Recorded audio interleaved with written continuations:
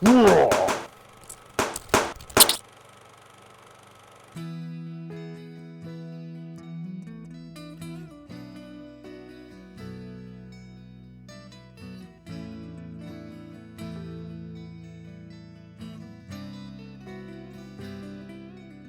now we're going to take the 3 different types of blood and we're going to test it out on a model. First thing I guess we're going to do is kind of do a road rash type of situation.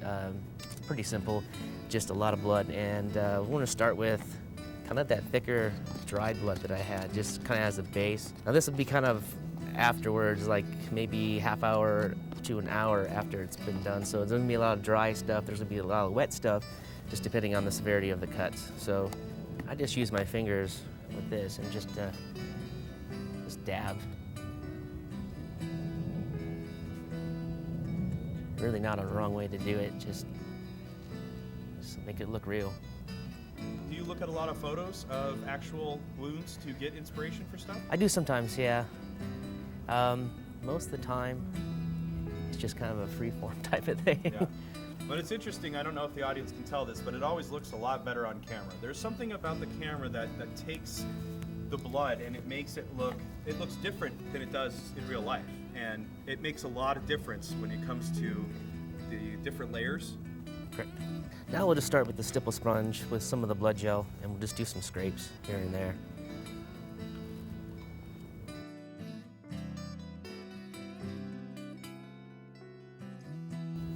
See right there, yeah. Just because of the 2 levels that we already have, it makes a better effect. Let's say she kind of got really hit right here. So we'll make that a little thicker. And then some blood here. We'll add some of the scab. Almost like chunks of coagulated blood. Sometimes I'll throw coffee grounds, like if it's a outdoor scene and they've been rolling through the dirt and the blood mixed, it kind of builds up the effect of dirt being on there and dried blood. It's a little more texture. Insider tip of the week. Yeah. Some coffee grounds sometimes looks like dirt. And then you can take your knife and you can make scrapes a little thicker.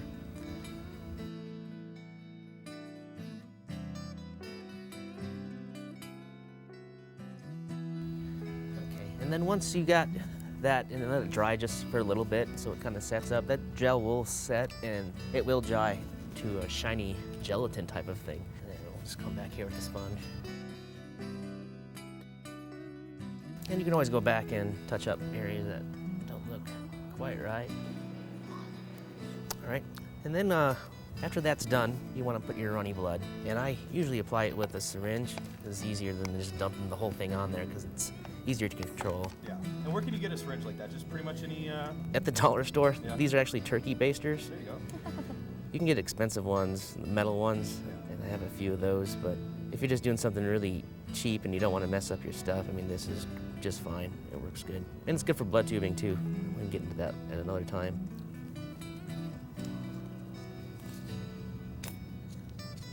So it's a little mini turkey baster. It doesn't have the big bulb. It's got an actual injector on it. And it's got a pretty thick nozzle, which is important. You don't want a thin one. You want a thicker one. Especially when it's cold. It won't squirt out at all. So we'll just add blood where we think.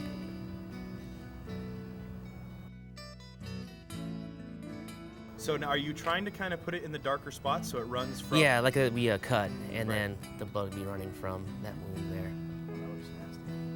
And then we'll just let it run. And then you can kind of control with your finger where it goes and make it stop if you need it, or make it run into another one. God, that looks nasty. Yeah, it looks like you took a really hard fall on your shoulder on some concrete. Road rash.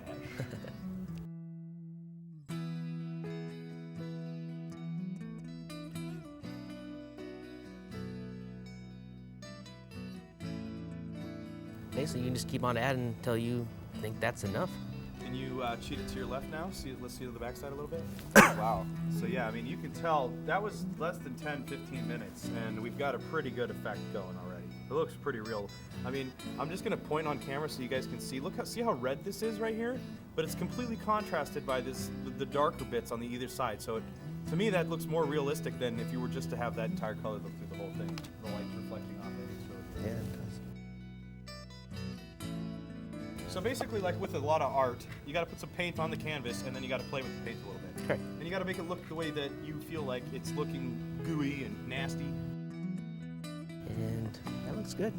So yeah, so let's have you go ahead and turn around. Oh my gosh, wow, look at that. That's gross. And that's without any prosthetics at all. Right. That's just straight on. So I mean, It's literally imagine, just blood. yeah, just this a little bit amount of blood can go a long way. Sometimes you don't even need to have a prosthetic, especially if it's just a quick scene. And I don't know if you can tell, but it's actually drying almost like blood would. Yeah. Where it's a little bit darker, where it pools. Where it Yeah. pools. And that's good with the base too. That's where we all started from, and that really helped it out. Just imagine just having the blood without that; it wouldn't look good at all.